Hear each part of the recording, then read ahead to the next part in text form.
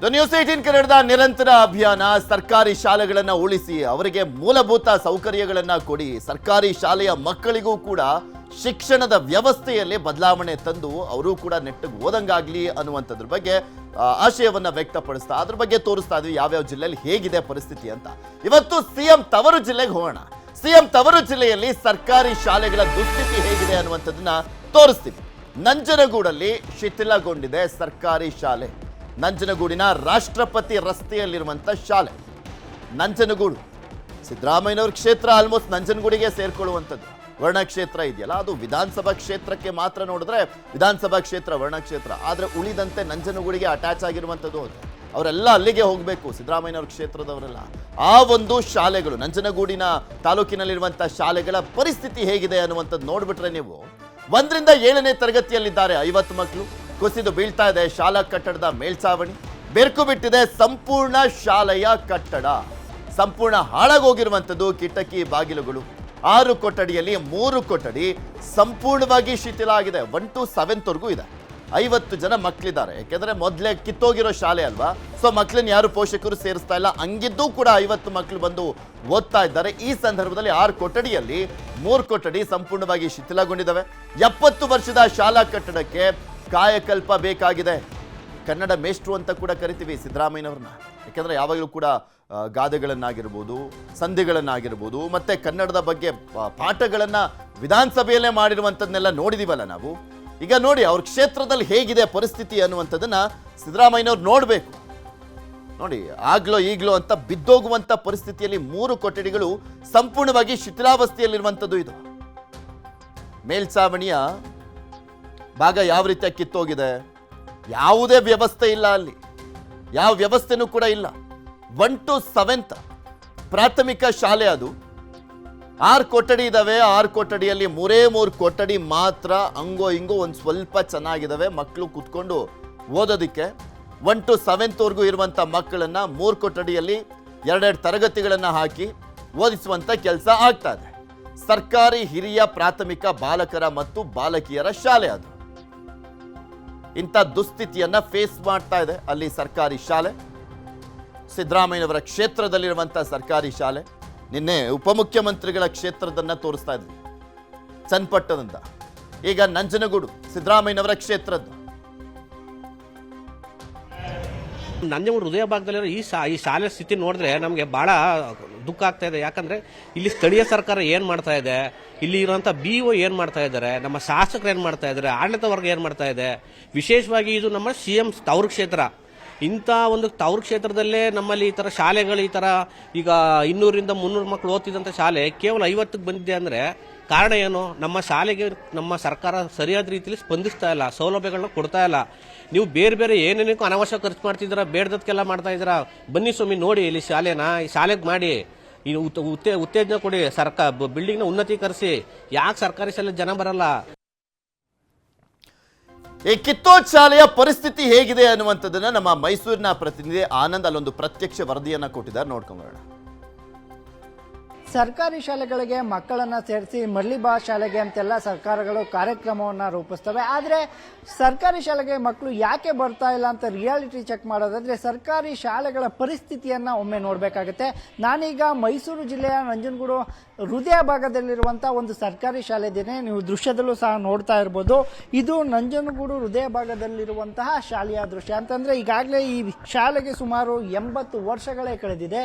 ಶಾಲೆಯ ಕಟ್ಟಡಗಳ ಪರಿಸ್ಥಿತಿ ಹೇಗಂತ ಇದ್ರೆ ಯಾವಾಗ ಬೇಕಾದರೂ ಕೂಡ ಬಿಲ್ಡಿಂಗ್ ನಿಂದ ಅಂದ್ರೆ ಮೇಲ್ಛಾವಣಿ ಏನಿದೆ ಅದು ಈಗಾಗಲೇ ಕುಸಿಯಕ್ಕೆ ಶುರುವಾಗಿರುವಂತದ್ದು. ಯಾವಾಗ ಬೇಕಾದರೂ ಕೂಡ ಮಕ್ಕಳ ಮೇಲೆ ಇದು ಬೀಳುವಂತಹ ಪರಿಸ್ಥಿತಿ ಸಹ ಎದುರಾಗಿರುವಂತ. ಈಗ ಕಳೆದ 2-3 ದಿನಗಳ ಹಿಂದಷ್ಟೇ ಈ ಕಟ್ಟಡದ ಒಂದು ಮೇಲ್ಛಾವಣಿ ಏನಿದೆ ಅದು ಕುಸಿದು ಬಿದ್ದಿರುವಂತದ್ದು. ಈ ಶಾಲೆಯಲ್ಲಿ ಸುಮಾರು 1ರಿಂದ 7ನೇ ತರಗತಿಯ ತನಕ ಸುಮಾರು 50 ಜನ ಮಕ್ಕಳು ಓದ್ತಾ ಇರುವಂತದ್ದು. ಈ ಹಿಂದೆ ಇದೇ ಶಾಲೆಯಲ್ಲಿ ಸುಮಾರು 300ರಿಂದ 400 ಜನ ಮಕ್ಕಳು ವ್ಯಾಸಂಗವನ್ನ ಮಾಡ್ತಾ ಇದ್ರು. ದಿನ ಕಳೆದಂತೆ, ವರ್ಷಗಳು ಉಳಿದಂತೆ, ಕಟ್ಟಡ ಹಳೆಯದಾಗ್ತಾ ಇದ್ದಂತೆ ಮಕ್ಕಳು ಸಹ ಬೇರೆ ಖಾಸಗಿ ಶಾಲೆಗಳತ್ತ ಮುಖ ಮಾಡಿರುವಂತದ್ದು. ಮತ್ತೊಂದು ಕೊಠಡಿಯನ್ನು ಸಹ ನಾನು ನಿಮಗೆ ತೋರಿಸುವಂತ ಪ್ರಯತ್ನವನ್ನ ಮಾಡ್ತೇನೆ. ದೃಶ್ಯದಲ್ಲೂ ಸಹ ನೋಡ್ತಾ ಇರಬಹುದು ನೀವು. ಈ ಕಟ್ಟಡದ ಒಳಭಾಗದ ಒಂದು ದೃಶ್ಯವನ್ನು ನೀವು ನೋಡಿದ್ರೆ ಇಂತಹ ಕೊಠಡಿಯಲ್ಲಿಯೇ ಸಹ ಮಕ್ಕಳು ಪಾಠವನ್ನು ಕೇಳಿರುವಂತಹ ದುಸ್ಥಿತಿ ಎದುರಾಗಿರುವಂಥದ್ದು. ಯಾಕಂತ ಹೇಳಿದ್ರೆ ಇದು ಹೇಳಿ ಕೇಳಿ ಮೈಸೂರು CM ಸಿದ್ದರಾಮಯ್ಯನವರ ಜಿಲ್ಲೆ. ಒಂದು ಕಡೆ ಇಲ್ಲಿನ ಸ್ಥಳೀಯ ಶಾಸಕರು ಆಗಿರುವಂತಹ ದರ್ಶನ್ ಧ್ರುವನಾಯನವರು ಇಲ್ಲಿ ಸ್ಥಳೀಯ ಶಾಸಕರಾಗಿರುವಂಥದ್ದು.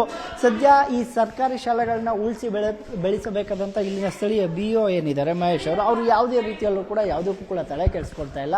ಸುಮಾರು ಹಳೆಯ ಕಟ್ಟಡಕ್ಕೂ ಕೂಡ ನವೀಕರಣಕ್ಕೂ ಕೂಡ ಮುಂದಾಗ್ತಾ ಇಲ್ಲ. ಇಲ್ಲಿನ ಶಿಕ್ಷಕರು ಈಗಾಗಲೇ ಏನು ಕಟ್ಟಡದ ಪರಿಸ್ಥಿತಿ ಹಾಗೂ ಕೊಠಡಿಗಳ ಪರಿಸ್ಥಿತಿಯನ್ನ ಅಲ್ಲಿ ಇರುವಂತಹ ಅಧಿಕಾರಿಗಳಿಗೆ ಹೇಳಿರುವಂಥದ್ದು. ಒಂದೊಂದು ಕೊಠಡಿಯೂ ಸಹ ಕುಸಿದು ಬೀಳ್ತಾ ಇರುವಂಥದ್ದು. ಮಕ್ಕಳಿನ ಸಂಖ್ಯೆ 50 ಆದರೂ ಕೇವಲ ಒಂದು 2-3 ಕೊಠಡಿಗಳಷ್ಟೇ ಒಂದು ರೀತಿ, ಅದು ಕೂಡ ಒಂದು 10-20% ಅಷ್ಟೇ ಚೆನ್ನಾಗಿರುವಂಥದ್ದು.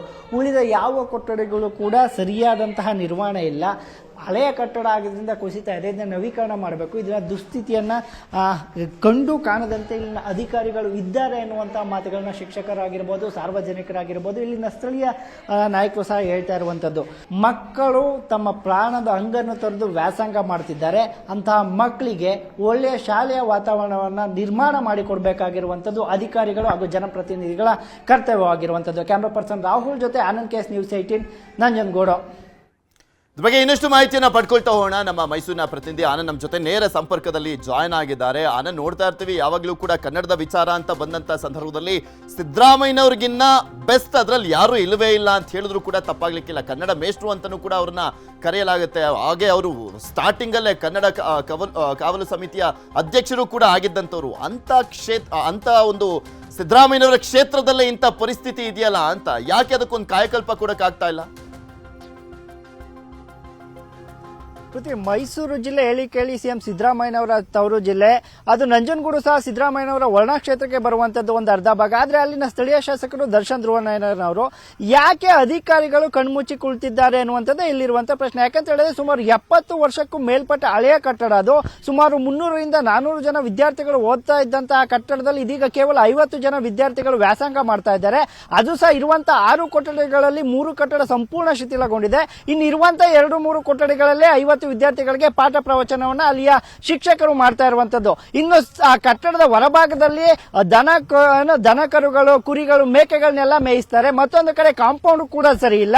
ಸಂಜೆ ವೇಳೆ ಆದ್ರೆ ಪುಂಡ ಪೋಖರಿಗಳ ಕಾಟ ಸಹ ಅಲ್ಲಿ ಶಾಲೆಗೆ ಇರುವಂತದ್ದು.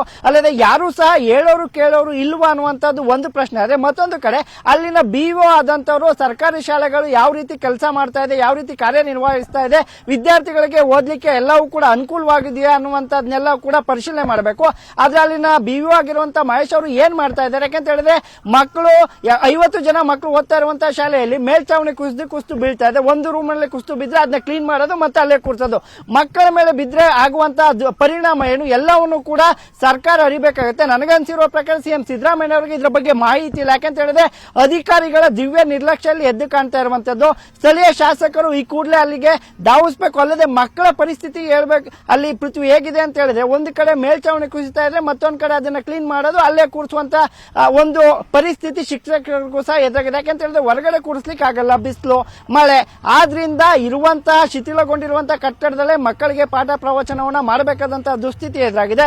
ಅದು CM ಸಿದ್ದರಾಮಯ್ಯನವರ ತವರು ಜಿಲ್ಲೆಯಾದಂತಹ ಮೈಸೂರಿನಲ್ಲೇ ಸರ್ಕಾರಿ ಶಾಲೆಗೆ ಈ ಗತಿ ಆದ್ರೆ ಉಳಿದಂತಹ ಜಿಲ್ಲೆಗಳಲ್ಲಿ ಎಂತಹ ಪರಿಸ್ಥಿತಿ ಇದೆ ಅನ್ನುವಂಥದ್ದನ್ನ ನಾವು ಒಮ್ಮೆ ಊಹೆ ಮಾಡ್ಕೋಬೇಕಾಗುತ್ತೆ. ಪೃಥ್ವಿ, ಇಲ್ಲಿ ಮೇನ್ಲಿ ಈ ಒಂದು ವಿಚಾರಕ್ಕೆ ಸಂಬಂಧಪಟ್ಟಂತೆ ನೋಡೋದಾದ್ರೆ ಸಿದ್ದರಾಮಯ್ಯನವ್ರಿಗೆ ಎಲ್ಲದೂ ಕೂಡ ಅವ್ರ ಗಮನಕ್ಕೆ ಹೋಗಬೇಕು ಅನ್ನುವಂಥದ್ದೇನಿಲ್ಲ. ಆದರೆ ಅವರವರ ಕ್ಷೇತ್ರದಲ್ಲಿ ಹೇಗಿದೆ ಪರಿಸ್ಥಿತಿ ಅದನ್ನ ಸರಿ ಮಾಡಿಸ್ಬೇಕು ಅನ್ನುವಂಥ ನಿಟ್ಟಿನಲ್ಲಾದ್ರೂ ಮುತುವರ್ಜಿ ಅನ್ನುವಂಥದ್ದು ಇರಬೇಕಾಗತ್ತೆ. ನಂಜನಗೂಡು ಸ್ಪೆಷಲಿ ಸಿದ್ದರಾಮಯ್ಯನವರ ಕ್ಷೇತ್ರ, ವರ್ಣ ಕ್ಷೇತ್ರ ಎಲ್ಲವೂ ಆಲ್ಮೋಸ್ಟ್ ಮಿಕ್ಸ್ ಆಗಿರುವಂಥದ್ದು. ವರ್ಣ ಕ್ಷೇತ್ರ ವಿಧಾನಸಭಾ ಕ್ಷೇತ್ರ ಸಪ್ರೇಟ್ ಅನ್ನುವಂಥ ಕಾರಣಕ್ಕೋಸ್ಕರ ಬರುತ್ತೆ ಬಿಟ್ರೆ ಅವ್ರ ಕ್ಷೇತ್ರದವರೆಲ್ಲ ನಂಜನಗೂಡಿಗೆ ಅಲ್ವಾ ಹೋಗೋದು. ಯಾಕಿದೆಲ್ಲ ಕಾಣಿಸ್ತಾ ಇಲ್ಲ, ಅಲ್ಲಿರುವಂಥವ್ರು ಮುಟ್ಸ್ತಾ ಇಲ್ಲ ಅಂತ? ಪೃಥ್ವಿ, ಏನಪ್ಪಾ ಅಂದ್ರೆ ಪೋಷಕರಾಗಿರ್ಬೋದು, ಶಿಕ್ಷಕರಾಗಿರ್ಬೋದು, ಸ್ಥಳೀಯರು ಸಹ ಅಧಿಕಾರಿಗಳಿಗೆ ಹಾಗೂ ಜನಪ್ರತಿನಿಧಿಗಳಿಗೆ ಶಾಲೆಯ ಬಗ್ಗೆ ಒಂದಷ್ಟು ಮಾಹಿತಿಯನ್ನ ಕೊಟ್ಟಿರುವಂತದ್ದು. ಶಾಲೆ ಕಟ್ಟಡ ಹಳೆಯದಾಗಿದೆ, ಮಕ್ಕಳು ಓದ್ಲಿಕ್ಕೆ ವ್ಯಾಸಂಗ ಮಾಡ್ಲಿಕ್ಕೆ ಕಷ್ಟ ಆಗ್ತಾ ಇದೆ ಅಂತ ಈಗಾಗಲೇ ಹೇಳಿರುವಂತ. ಆದ್ರೆ ಅಧಿಕಾರಿಗಳು ಯಾವುದೇ ರೀತಿಯಲ್ಲೂ ಸಹ ಅದಕ್ಕೆ ಬೇಕಾದಂತ ನಿಲುವುಗಳೇನಿದೆ ಅದನ್ನ ತಗೊಳ್ತಾ ಇಲ್ಲ. ಯಾಕಂತ ಹೇಳಿದ್ರೆ ಕಟ್ಟಡ ಹಳೆಯದಾದಂತಹ ಸಂದರ್ಭದಲ್ಲಿ ಇಂಜಿನಿಯರ್ ಅವ್ರನ್ನ ಕಾಂಟ್ಯಾಕ್ಟ್ ಮಾಡಬೇಕಾಗುತ್ತೆ, ಕಟ್ಟಡದ ಪರಿಸ್ಥಿತಿಯನ್ನ ಸರ್ಕಾರಕ್ಕೆ ಗಮನಕ್ಕೆ ತರಬೇಕಾಗುತ್ತೆ, ಅಲ್ಲದೆ ಸರ್ಕಾರಕ್ಕೆ ಅಂದ್ರೆ ಒಂದು ರೀತಿಯ ರಿಪೋರ್ಟ್ ಅನ್ನು ಸಹ ಕೊಡಬೇಕಾಗುತ್ತೆ ಶಾಲಾ ಕಟ್ಟಡ ಹಳೆಯದಾಗಿದೆ ಅಂತ. ಆದ್ರೆ ಯಾಕೆ ಈ ಕೆಲಸಗಳು ಆಗ್ತಿಲ್ಲ? ಯಾಕಂದ್ರೆ ಒಂದು ರೀತಿಯಲ್ಲಿ ತಳಹಂತದಿಂದನೇ ಮೇಲ್ವರ್ಗಕ್ಕೆ ಮಾಹಿತಿಗಳನ್ನ ತಲುಪಿಸಬೇಕಾಗುತ್ತೆ. ಆದ್ರೆ ಇಲ್ಲಿ ತಳಹಂತದಲ್ಲೇ ಅಧಿಕಾರಿಗಳು ಫೇಲ್ ಆದ್ರ ಅನ್ನುವಂತ ಪ್ರಶ್ನೆ ಸಹ ಕಾಡ್ತಾ ಇದೆ. ಈಗ ಸ್ಥಳೀಯ ಶಾಸಕರಾಗಿಂತ ದರ್ಶನ್ ದ್ರೋಣಯ್ಯನವರು ಸಹ ಸಾಕಷ್ಟು ಕೆಲಸಗಳನ್ನ ಮಾಡ್ತಾ ಇದ್ದಾರೆ. ಆದ್ರೆ ಅವರ ಗಮನಕ್ಕೂ ಸಹ ಇದು ಬಂದಿಲ್ವಾ ಅನ್ನುವಂಥದ್ದು ಕಾಡುತ್ತೆ. ಒಂದು ವೇಳೆ ಬಂದಿದ್ರೆ ಯಾಕೆ ದಿವ್ಯ ನಿರ್ಲಕ್ಷ್ಯ ಅನ್ನುವಂಥದ್ದು ಸಹ ಪ್ರಶ್ನೆ ಆಗಿರುವಂತದ್ದು ಪೃಥ್ವಿ.